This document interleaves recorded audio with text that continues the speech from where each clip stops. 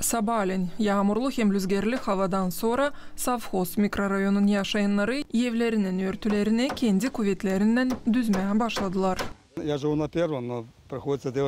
Ben birinci katta yaşarım. İkinci katta kimse yaşamıyor. Savaşırım düzmeye örtüyü. Bize su yetişmesin diyene. Primariyadan geldiler. Dediler hani yardım olacakmış.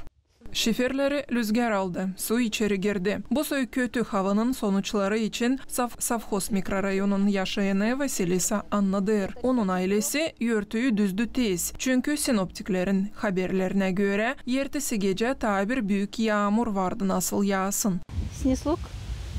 İçerilere su girdi. Nem hererse. Tavanlar yaş. Gittik şifir aldık. Düzdük örtüyü. Primariyaya gitmeye niyetliyiz. Bekim yardım edecekler. Örtüyü düzmeye değini Vasilisa'nın ailesi 4000 lei harcadı. Ta lazım içerileri de düzmeye. Hep bu soy durumda Ruseva Maria'nın ailesi.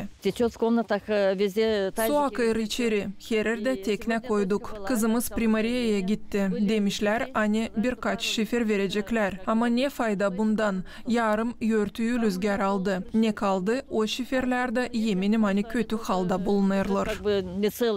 Vadim Vatav Komrat'ta yaşar. Çadıra geldi anasının kvartirasını dolaşma, hem rüzgarlı yağmurdan sonra onun halını görme. Söyler hani var zarar, hem hani kuvvetlere yardım için danıştı ama cevabı onlardan da kabul etmedi. Her biri kendi örtüsünü düzmeye çalışır ama kolaylıkları varsa, hepsinin de bu soy kolaylığı yok. Yaşayanların taziyedesi pensioner, değilim benim anam, o da pensiyada.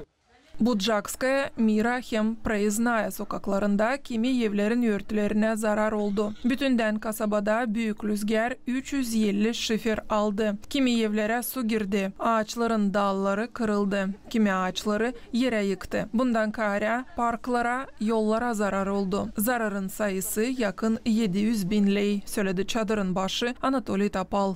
Çadırın rezerva fondunda 30.000 lei var. Biz kabul ettik karar nereye bu sayıdan 20.000 lei harcanacak. Municipal Nasat'ın oturuşunda kötü havalarının sonuçları bakıldılar. Çadırın hatalı olaylar komisyasının azaları dokumentlerde olan yazılarını açıkladılar. Nasatçılar kabul ettiler karar hani Gagauz yerin hem Moldova'nın kuvvetlerine finans yardımı için danışacaklar.